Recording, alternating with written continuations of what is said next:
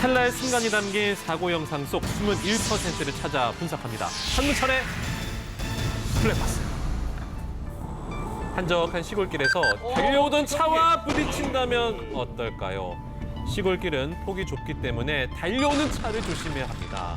일반 도로보다 또 조심해야 합니다. 시골길 달리다가 그 좁은 길에서 가끔가다 오토바이도 나오고 경기도 나오고 자동차도 툭툭 튀어나옵니다. 그런 곳에서 일어난 사고 보시겠습니다.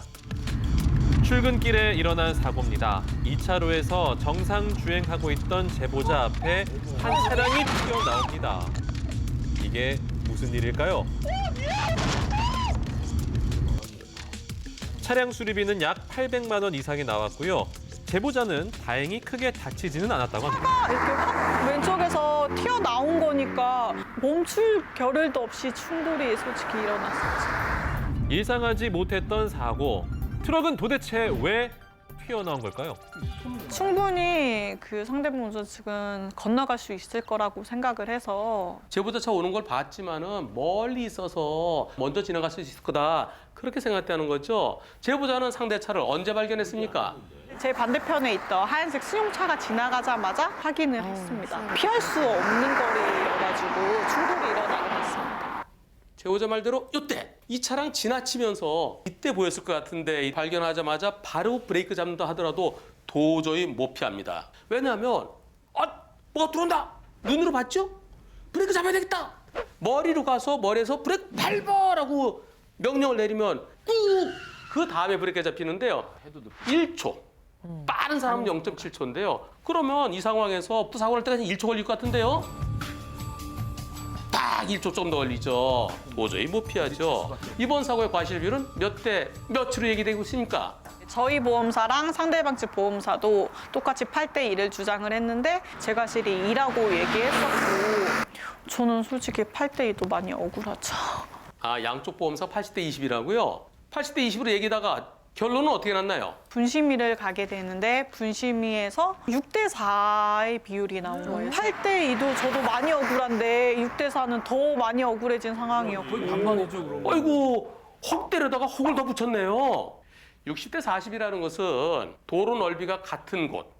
나는 천천히 가는데 상대가 나보다 조금 더 빨리 왔을 때 20대 40으로 나오는 경우가 많이 있는데요. 이번 사고는 도로 넓이가 다릅니다. 제보자는 중앙선이 있는 왕복 2차로 도로고요.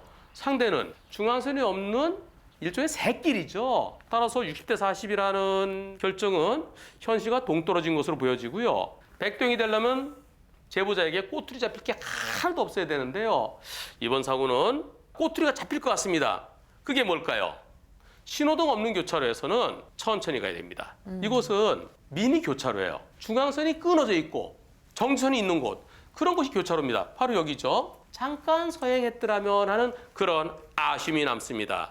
따라서 이번 사고 전체적으로 80대 20 또는 90대 10까지도 생각할 수 있겠습니다. 좁은 시골길에서는 조심하셔야겠습니다. 맞아요. 시골길 천천히 가야죠. 직진 중 멈춘 차들 사이에서 갑자기 차선을 바꾸는 차들 때문에 발생하는 차선 변경 사고. 생각만 해도 정말 아찔합니다. 쭉 직진해 가는데 오른쪽 깜빡이 켜는 차가 하나 있으면 여러분들 어떤 생각 드시나요? 그럼 내가 서야 되나? 양보해야 되나? 아니면 쭉 가시나요? 그러던 중에 일어난 사고 영상 보시겠습니다. 정상 주행 중인 제보자. 옆 차선에서 깜빡이를 켜고 대기 중인 검은색 차량. 그때 어디로 올라가? 뭐예요 이거? 차가 떴어. 충격이었죠. 그냥 가는 도중인데 차가 올라탔으니까. 차 뽑은 지 한 달도 안 됐어요. 그게 너무 충격이었어요. 차를 산 지 한 달도 채 되지 않아 사고를 당했습니다. 수리비만 300만 원 날벼락 이상 맞았다 그러나요? 상대편 차는 승용차인데 이렇게 타고 올라올 줄 몰랐죠. 저희 차가 높고 그런데 제보자의 차량은 상대방 차량보다 차체가 훨씬 높은 SUV 차량이었습니다. 이거 정말 황당하지 않습니까? 새 차를 이거 뭐야?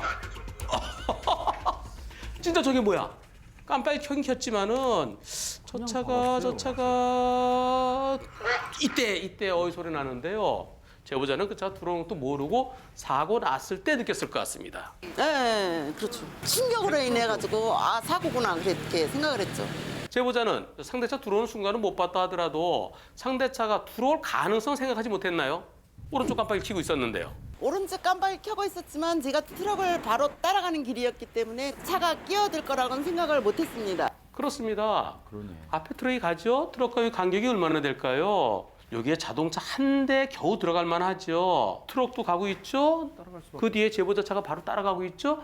거길 들어온다는 것은 예상을 못하죠. 이번 사고에 대해서 과실비는 몇 대 몇으로 얘기되고 있습니까? 저는 100대 0을 주장하고 있는데 자기네는 100% 잘못이 아니라고 그러니까는 그것 때문에 지금 싸우고 있습니다. 이번 사고 제보자가 상대차 들어올 것을 예상했었는지 과연 피할 수 있었는지 이 두 가지를 살펴보도록 하겠습니다. 앞에 차에 깜빡이는 켜 있는데요. 바퀴가 아직 똑바로 돼 있죠?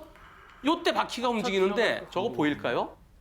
안 보였을 것 같습니다. 왜냐하면 블랙박스는 앞에 있기 때문에 저 차 바퀴 움직이는 게 보이지만 운전 여기 있죠? 뒤에 있고 또 창틀 A필러에 가려서 여기가 딱 안 보이는 공간이에요. 그리고 앞에서 깜빡이 켜고 있잖아. 그럼 그 차 들어올 가능성이 있잖아. 그럼 속도를 줄여야지. 불박차의 일부 잘못이다. 이렇게 얘기할 분도 있을 겁니다. 하지만 그렇게 되면 교통이 엉망이 됩니다.